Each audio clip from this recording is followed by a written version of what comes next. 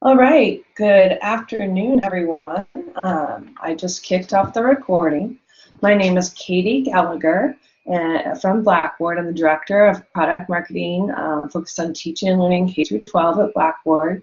I'm actually filling in for Jenny Breister today. I want to thank everyone in advance for joining us and taking time out of your day to participate.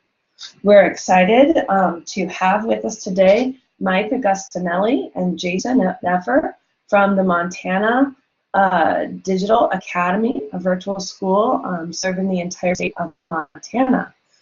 So we're really excited to get started. Just a little housekeeping before I hand it over to Mike and Jason.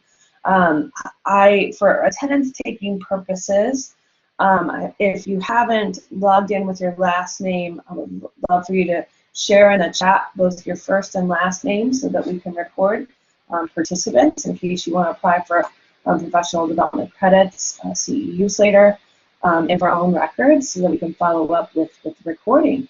So I'll be reaching out to the chat, or you can just add it into the chat now, but thanks everyone for joining. And let's welcome Mike and Jason. Mike and Jason, I'll hand it over to you.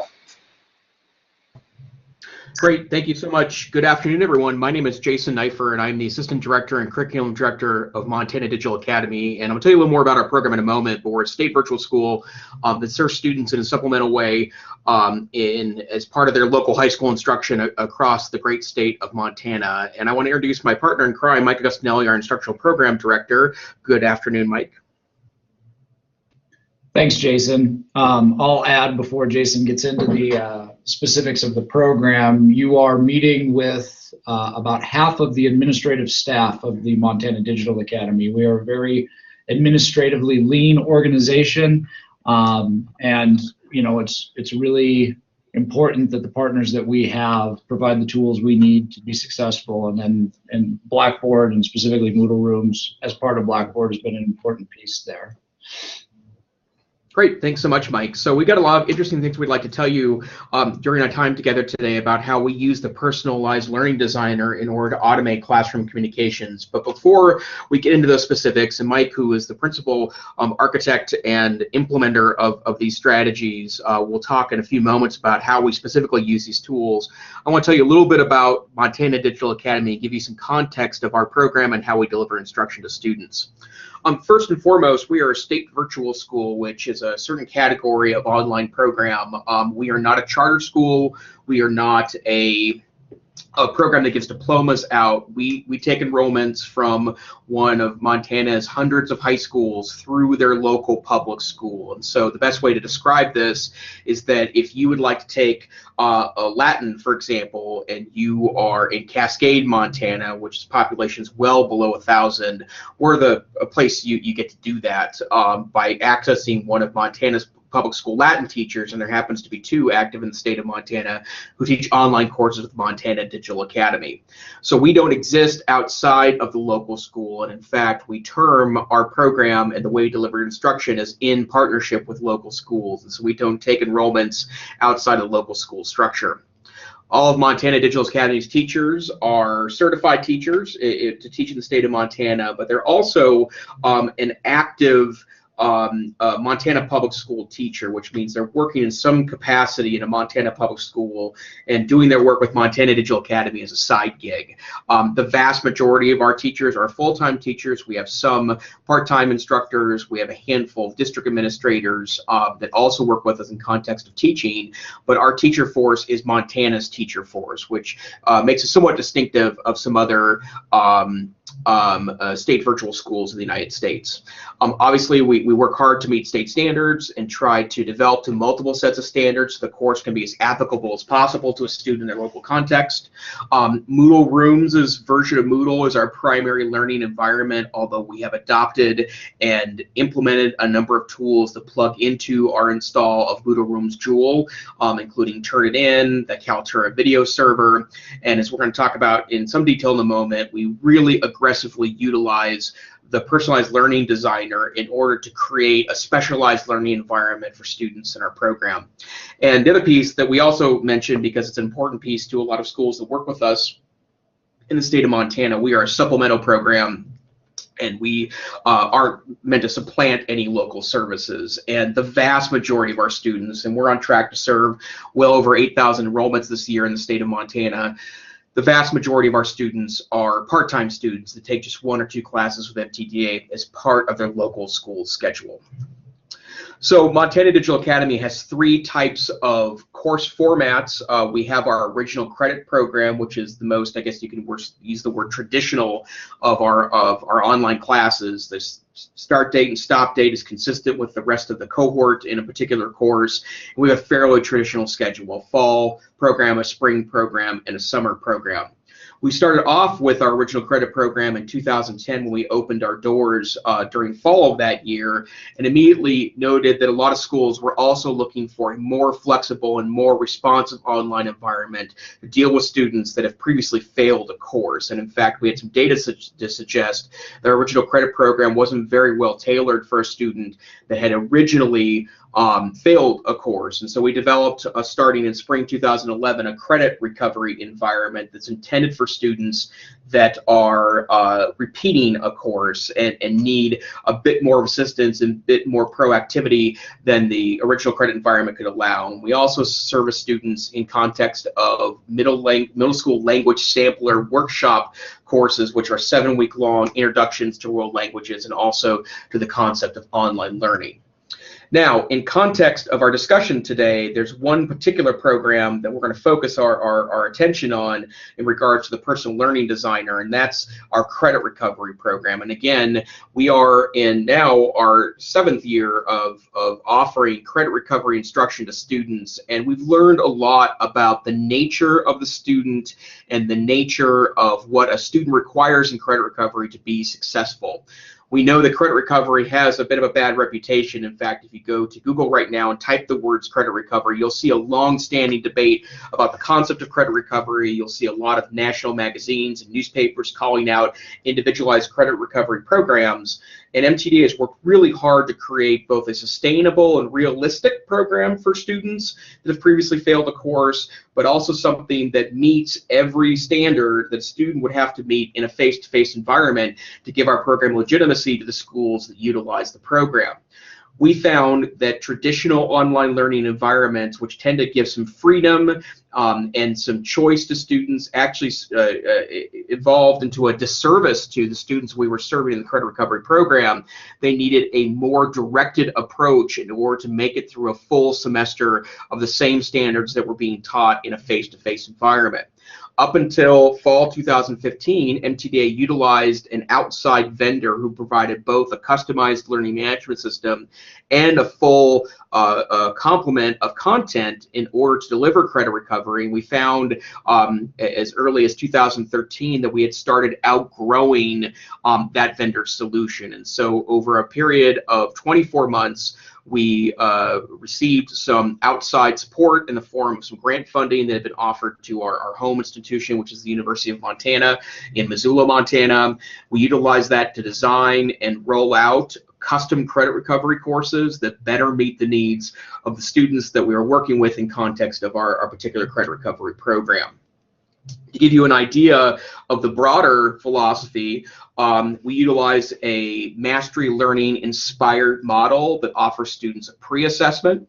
If they're unable to score our mastery level, which is 80% for the pre-test, they are then compelled to complete a completion activity or a lesson, a mastery assignment or practice, a lesson quiz or formative assessment, and then ultimately, if they're unable to pass the lesson quiz, they are then given a remediation activity, which ideally helps them reconfigure their content engagement in order to be successful the next time around at retaking that quiz.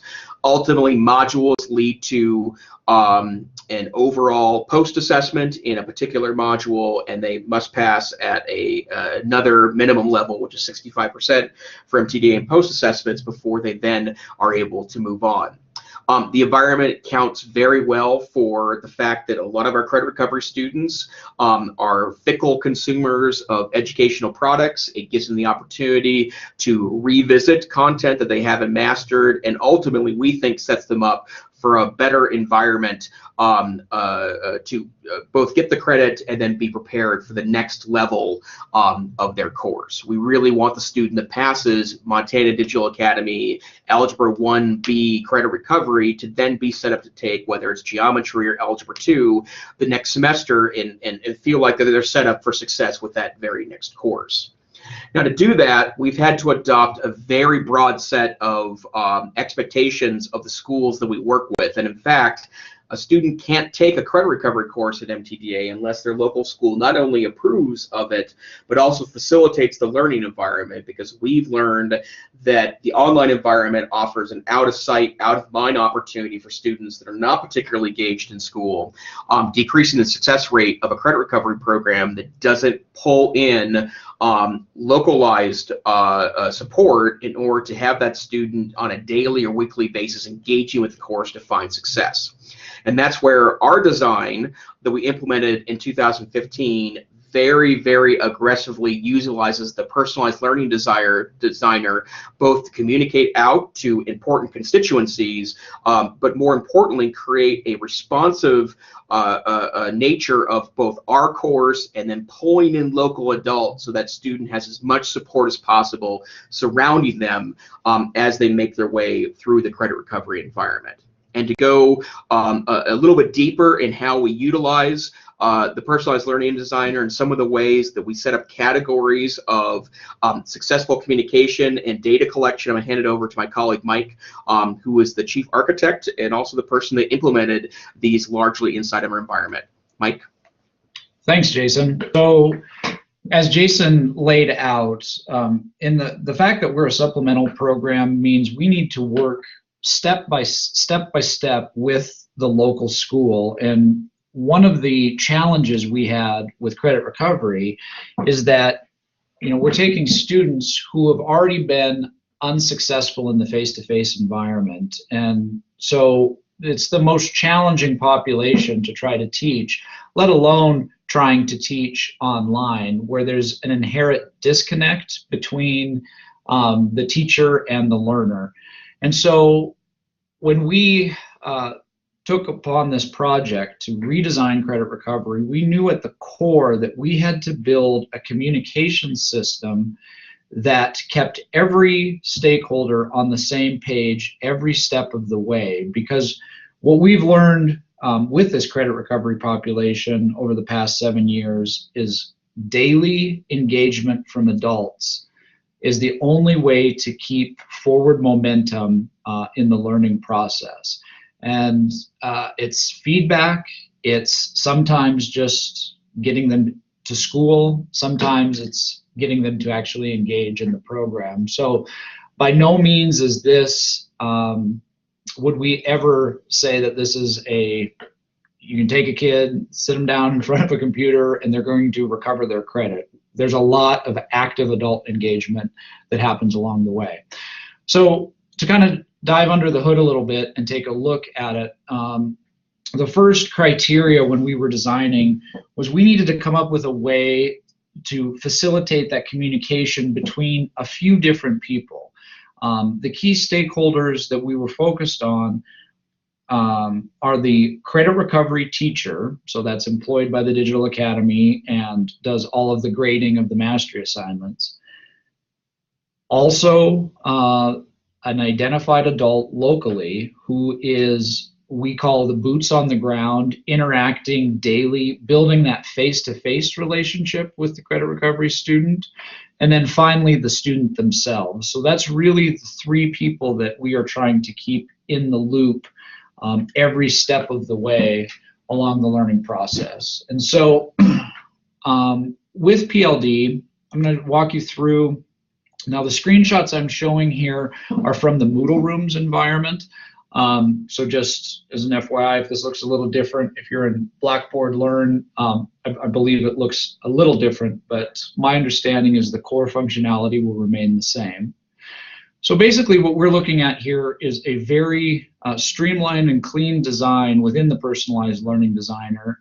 And it's the syntax that's used, the language that's used to define define things happening within the system is called a rule. So you basically set up a rule. If this happens, then what happens after that? So if you click on add a rule, you can see there's all these different potential opportunities to trigger a rule. And these are called events. And so what we had to decide was given our structure of that mastery-inspired learning model that Jason described, when would be the optimum times to send communication out?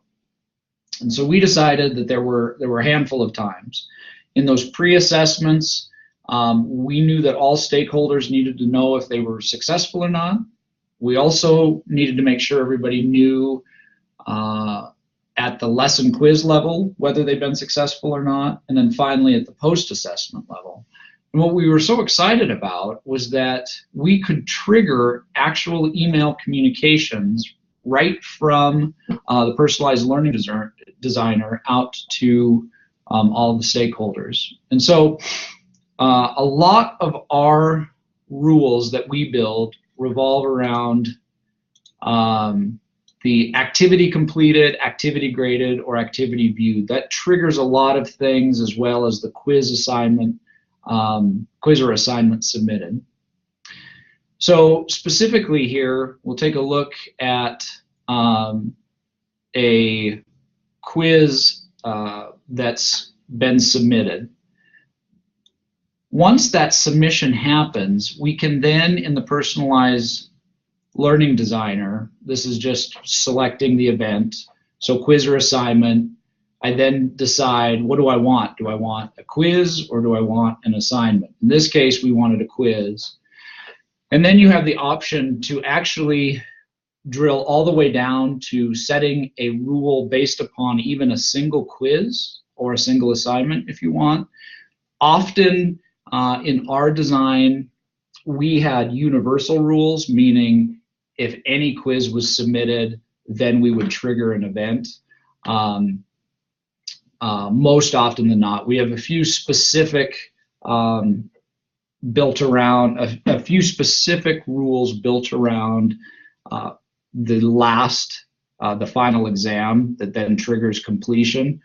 But primarily, we are launching these off of any type, and that flexibility in itself right there is huge for us and anyone that wants to implement this, because that differentiation lets you do a whole lot of different options. Secondarily, you have the option to set a condition, which basically takes the event. So in this case, a quiz was submitted, and then you can add a secondary condition, maybe like a grade range. So in this case, if the quiz is submitted and let's say it's below a 65%, we can do that based upon the grade range, the activity grade range. So by selecting that grade range, you can see that the condition then applies to the previous event, and what we stated here is that if the grade is less than 65, then do this. So really that's the flow of the personalized learning designer. Something happens. If you want, you can add a condition, another level, and then finally, what's the action that happens? In this case, the action that we selected was to send an email out. And as you can see from the screenshot, there's a whole bunch of others. A couple more I'll explore here in a moment. So by choosing to add an email, this brings up what Blackboard calls the action editor. And essentially what this does is this lets you just design the email that goes out. What we were really excited about is from the area, you can actually choose who it appears that the email is coming from. Now in the Moodle Rooms environment, you may be wondering, like, well, what does it look like as far as the return email? It is an automated generic Moodle Rooms email, so responding to that email would go back to the automated system. But what we can do in the from column is choose the teacher of the course. It could be from the student. It could be from any other role that you have assigned within your install. And then you can see that you can add recipients based upon their role, their association to the user, or a custom email. So literally anything you want. You can send it to, you can CC and BCC. And then finally, in the subject and body, there's the ability to not only add static text, but dynamic tokens that pull information out from the course. So as an example of that, here we look at the insert token, and you notice that we can grab first and last name of the user that submits or that triggers the rule, course information, specific activity. One that I'll direct your attention to that's been super powerful for us is the ability to hyperlink back to the activity. So imagine for a moment you are triggering an event based upon a student submission that notifies the teacher of the course, hey, you have something to grade. Not only can they grade it, but there's a hyperlink there to send them back directly to that assignment to then grade. And then also there's some activity grade automated items you can pull as well. So what does that look like when it's all designed? This is a fully fleshed out example of an event being triggered. The person locally we refer to as the local support. We've actually we took the step to associate or to build in from our student information system those local support folks that are then fed into Moodle Rooms, so that we have the ability to dynamically send communications to that person who's attached to the user. And that power right there is very unprecedented. We haven't seen that mimicked in any other platform to date, where you're able to send email to someone that's associated with the learner. It's a very powerful under the hood dynamic. You can see where these tokens have come in handy to help personalize the messaging. So we send this message to the local support. It appears to be coming from that Digital Academy teacher. So one of the subtle things that's happening here is we're building relationships between the adults by just seeing that name pop up in email. Oh, here's another notification from Mike, the teacher at the Digital Academy, talking about the student that's in my building, Johnny, about whatever, right? And so that helps not only to keep everybody on the same page with the student learner, but it's also helping to build relationships amongst all the key adults that are working with that child. Okay. So I'm going to pull up chat here. If you feel free to throw any questions in, I'll move on to another example of how how we use this at the Digital Academy. But if you have a question that comes up, please put that in the chat and I'll be happy to pause and respond to that. So then another area where Personalized Learning Designer has been helpful is giving those just-in-time alerts to students in the LMS. So one of the downfalls of email is students are very hit or miss at checking their email. They tend to change email addresses frequently, And we work really hard to keep that updated, but there are times when these emails that are being sent out may be going to a box that the student's not checking. But what we do know is that we can give students information along their learning path in their learning management system, we know that we can get that information in front of the student. And that's what alerts are all about. Alerts are essentially a pop-up window that pop up when the student logs into the learning management system at the course homepage. That's where they show.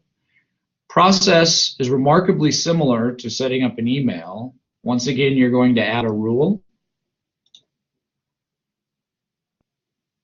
Again, the event is the key here. When do you want this alert to show? Do you want it based upon submitting something? Do you want it when a grade has been added? Do you want it when there's been a forum post? In this case, what we built out is we wanted to build in a messaging system for our general updates, just communication pieces that we wanted to send out to students.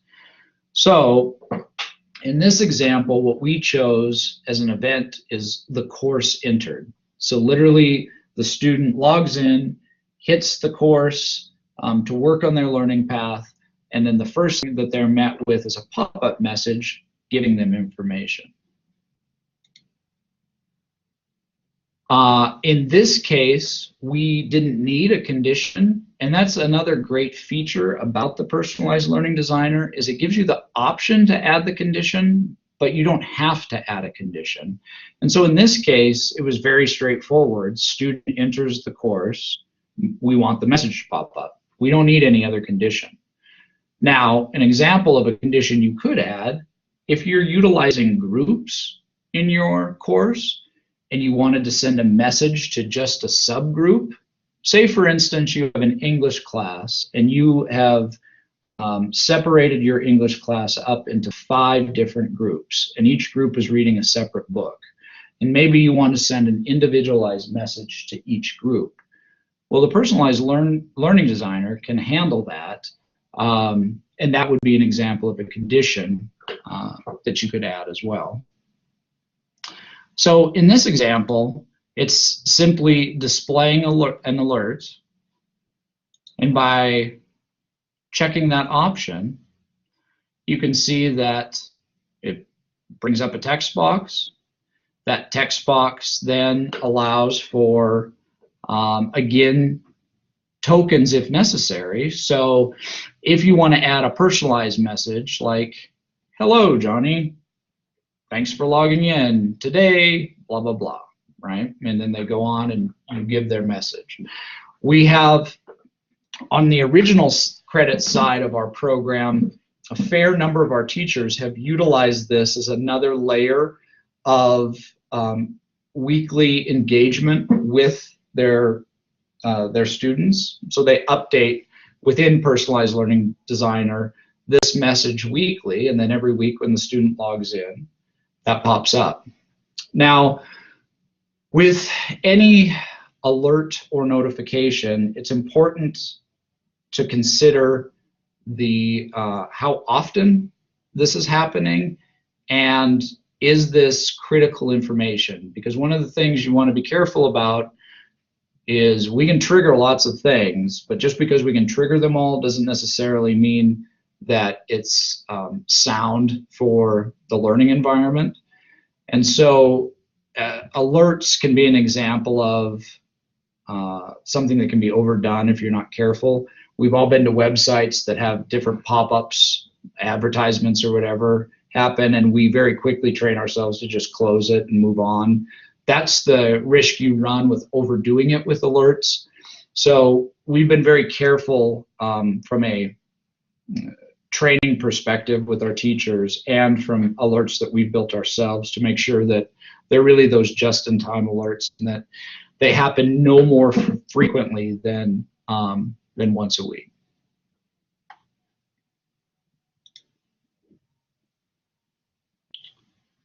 So I spoke a bit about groups.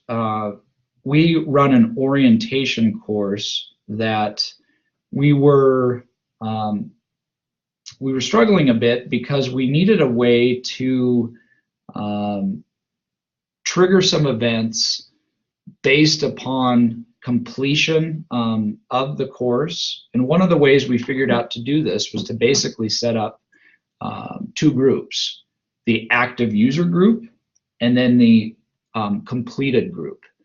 And that completed group then has some events triggered based upon that completed group. And one of the things that's pretty slick with the personalized learning designer is, again, you can add a rule.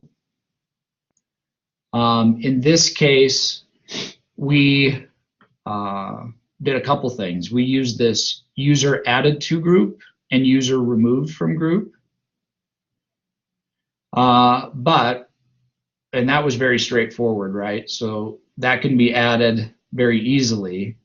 But we took it to a different level, and we, again, built off of a quiz. So off of that final quiz in the orientation course, we then added a secondary condition, which was to do two things, actually: add a user to a group and remove a user from a group.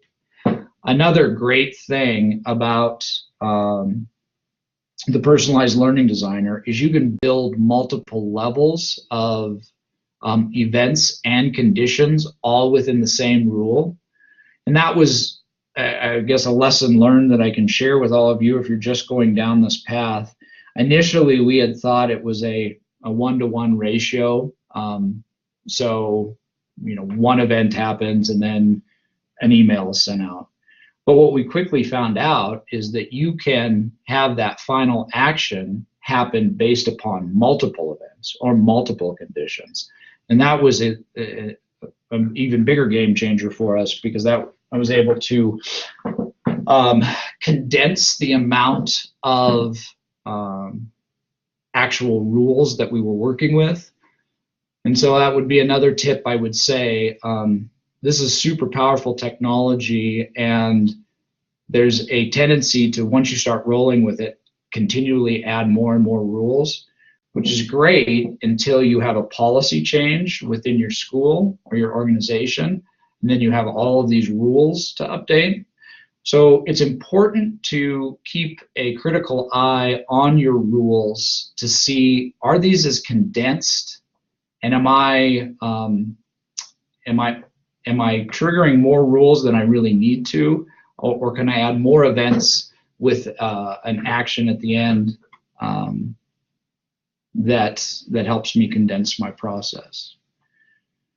So going back to this specific example, based upon a quiz, we added the two actions to add a user and remove a user from a group, and that allowed us to then trigger other events based upon the group, because, as you can see, one of the options in the events section is to do actions based upon a user being added to a group and removed. So you can literally automate moving students in and out of groups, and then from there trigger additional actions based upon that addition or removal from a group.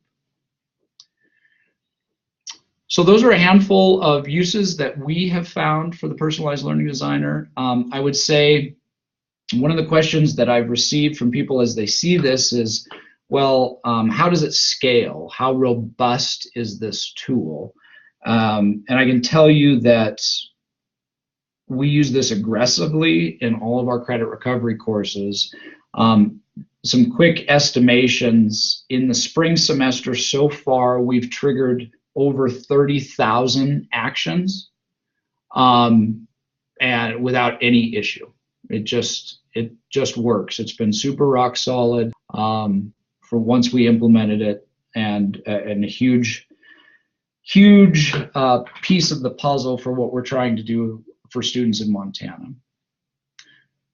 So with that, I'll open it up if anybody has any questions to type in or speak. Mike, Jason, you know how much I love your story and how just what amazing ways you're using the technology to improve learning for students. I'll start out with a question, but I encourage everyone on the call to either type a question in the chat or just turn your mic on.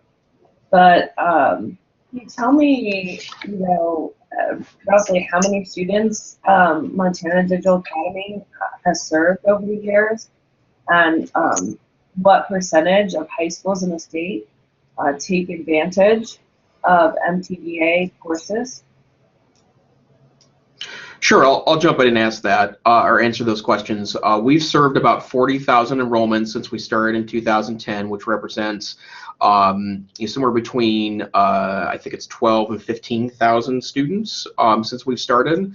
And it depends on which semester we're talking about, but overall we've served 98% of Montana's high schools. So we've had a student enrollment at any given time over our existence from almost all the high schools in the state. In any given semester, as schools evolve and may use this one semester for a certain reason and the next semester not, in any given semester we're serving about 85% of the high schools in the state of Montana. Part of why we were created and part of what we're funded to do is to be a flexible solution for schools. And so we're really happy that we can jump in when schools need us, and then if the school can find something that better meets student needs or may not need it from semester to semester, with the flexibility to scale up or scale down for individual schools. That's great. That's great. What's the most innovative way you've seen a teacher use the PLD? You talked a lot about ways you've improved the entire student experience and success pretty systemically throughout the program. But have you seen any super creative ways individual teachers have applied it in their classrooms? You want to take that one, Mike? Sure. What we've found with our teachers is that, there's a couple things. I guess the caveats to consider. All of our teachers work part-time for us, and so they're all amazing individuals because they're taking this on in addition to a full teacher load.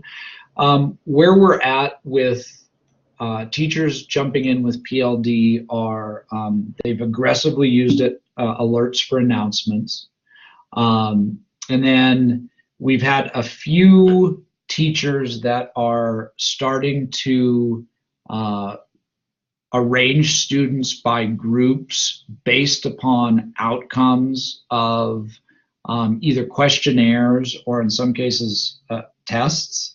And so pick XYZ assessment, you're getting in the 90% range. PLD can take that student based upon that 90% and put them in the 90 and above group, and then you can individualize the learning path for the student based upon that. We're just scratching the surface with that with a few of our teachers, but that's, I guess, what would stand out as really the most innovative way we've seen so far. Excellent. Okay, there is a question from Margaret in the chat. Where do you give your feedback to students? Is there a feedback box within your assignments for instructors to write in? How do you know your students are reading the feedback? Go ahead, Jason. Okay, I'll take that one. We utilize the standards Moodle rooms. The initial product was called Joule Grader. It's being replaced by a function in core Moodle that allows a grading interface that's like Joule Grader. But in essence, we utilize the native grading structure inside of Moodle. Where we do use Personal Learning Designer, however, to help make that a more efficient process is that for the credit recovery program, we have an internal expectation that the teachers turn around those assignments in one school day, because we don't want students to be held back by the lack of a grade or feedback in an assignment. So we actually use the Personalized Learning Designer to inform a teacher when they have an assignment to grade and put a link directly to the grading interface screen in the Moodle Room's Joule setup, so that they're able to give that feedback without having to dig around in a class to do that. And where that's been very powerful for us is that We kind of see it in terms of like a phone's notifications, like when you get several notifications of things that are going on your phone. We want our teachers to go through their email inbox every day and take care of all those notifications of assignments to grade, so that students can be responded to very quickly. We have other ways that they're also analyzing data and connecting with students, but that grading piece is enhanced by the personal learning designer. And the second question there was, how do we know that students are reading the feedback? And the answer is that we know that they aren't as much as we want them to, which is one of the reasons why we utilize our entire tool set to include local support folks in as many responses as we can from the teacher. We find that our particular credit recovery student environment and the types of students that we get in credit recovery are not super advanced students that are seeking and sucking up feedback in order to learn something in a more detailed or nuanced way. And so that's part of the reason why PLD has been critical for us, is when we do send out information from the learning management system via a triggered email, we make sure that also goes to local support so they can put that in front of a student's eyes if they're not already getting and taking that feedback into account. So we do work pretty hard to try to make up for some of the deficiencies that students might have coming into our environment. Something we say here is that if the student was a super great independent learner, which makes them a better candidate for an online learning environment, then those students probably wouldn't be credit recovery students in the first place. So we work pretty hard and bring in a lot of teacher views and voices to try to design an environment that's as responsive as possible, that adds the best possible methods and ways to get everyone on the same page to push that kiddo forward in regaining their credit. Awesome, and great question, Margaret.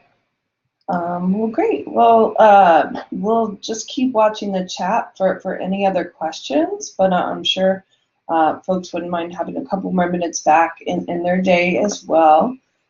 Jason and Mike, we can't thank you enough for presenting today for the Q12 Blackboard Innovative Teaching Series. What a great session. And we really appreciate you sharing your time and your expertise with us. And thanks, everyone, for joining.